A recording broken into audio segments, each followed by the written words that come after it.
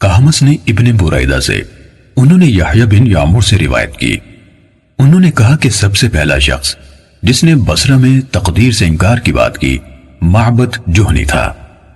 میں یعنی یحییٰ اور حمید بن عبد الرحمن حمیری حج یا عمرے کے ارادے سے نکلے۔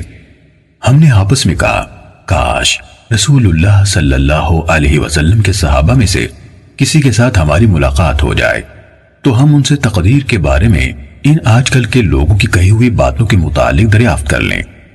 توفیق الہی سے ہمیں حضرت عبداللہ بن عمر بن خطاب رضی اللہ عنہما مسجد میں داخل ہوتے ہوئے مل گئے۔ میں اور میرے ساتھی نے ان کو درمیان میں لے لیا، ایک ان کی دائیں طرف تھا اور دوسرا ان کی بائیں طرف۔ مجھے اندازہ تھا کہ میرا ساتھی گفتگو کا معاملہ میرے سپرد کرے گا، چنانچہ میں نے عرض کی، اے ابو عبد الرحمن، یہ عبداللہ بن عمر رضی اللہ عنہما کی کنیت ہے۔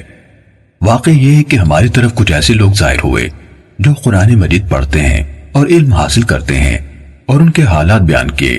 ان لوگوں کا خیال ہے کہ تقدیر کچھ نہیں، یعنی ہر کام نئے سرے سے ہو رہا ہے، یعنی پہلے سے اس بارے میں نہ کچھ طے ہے نہ اللہ کو اس کا علم ہے۔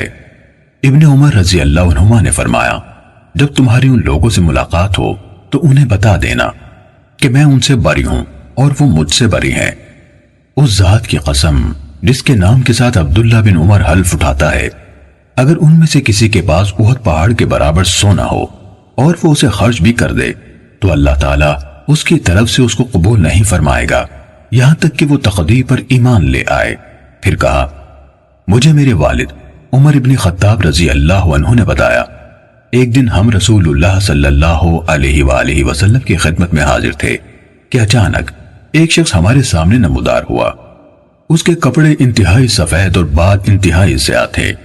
اس پر سفر کا کوئی اثر دکھائی دیتا تھا، نہ ہم میں سے کوئی اسے پہچانتا تھا، حتیٰ کہ وہ آ کر نبی اکرم صلی اللہ علیہ وسلم کے پاس بیٹھ گیا اور اپنے گھٹنے آپ کے گھٹنوں سے ملا دیے اور اپنے ہاتھ آپ صلی اللہ علیہ وآلہ وسلم کی رانوں پر رکھ دیے اور کہا، اے محمد صلی اللہ علیہ وسلم، مجھے اسلام کے بارے میں بتائیے۔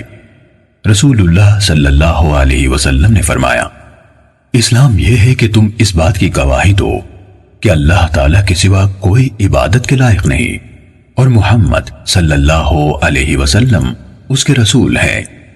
نماز کا اہتمام کرو، زکوٰۃ ادا کرو، رمضان کے روزے رکھو، اور اگر اللہ کے گھر تک راستہ طے کرنے کی استطاعت ہو تو اس کا حج کرو۔ اس نے کہا، آپ نے سچ فرمایا۔ حضرت عمر رضی اللہ عنہ نے کہا، ہمیں اس پر تعجب ہوا کہ آپ سے پوچھتا ہے اور خود ہی آپ کی تصدیق کرتا ہے۔ اس نے کہا، مجھے ایمان کے بارے میں بتائیے۔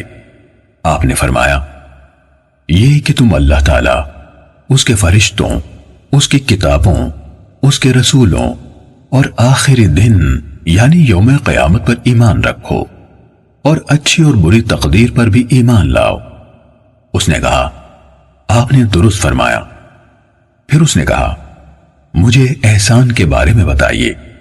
آپ نے فرمایا، یہ کہ تم اللہ تعالیٰ کی عبادت اس طرح کرو گویا تم اسے دیکھ رہے ہو، اور اگر تم اسے نہیں دیکھ رہے تو وہ تمہیں دیکھ رہا ہے۔ اس نے کہا، تو مجھے قیامت کے بارے میں بتائیے۔ آپ نے فرمایا، جس سے اس قیامت کے بارے میں سوال کیا جا رہا ہے وہ پوچھنے والے سے زیادہ نہیں جانتا۔ اس نے کہا، تو مجھے اس کی علامات بتا دیجئے۔ آپ نے فرمایا، علامات یہ ہیں کہ لونڈی اپنی مالکہ کو جنم دے، اور یہ کہ تم ننگے پاؤں، ننگے بدن، محتاج، بکریاں چرانے والوں کو دیکھو کہ وہ اونچی سے اونچی عمارتیں بنانے میں ایک دوسرے کے ساتھ مقابلہ کر رہے ہیں۔ حضرت عمر رضی اللہ عنہ نے کہا، پھر وہ سائل چلا گیا۔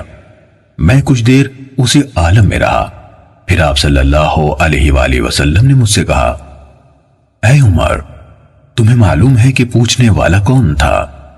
میں نے عرض کی، اللہ اور اس کا رسول زیادہ آگاہ ہے۔ آپ صلی اللہ علیہ وآلہ وسلم نے فرمایا، وہ جبرائیل تھے، تمہارے پاس آئے تھے، تمہیں تمہارا دین سکھا رہے تھے۔ صحیح مسلم حدیث نمبر 93۔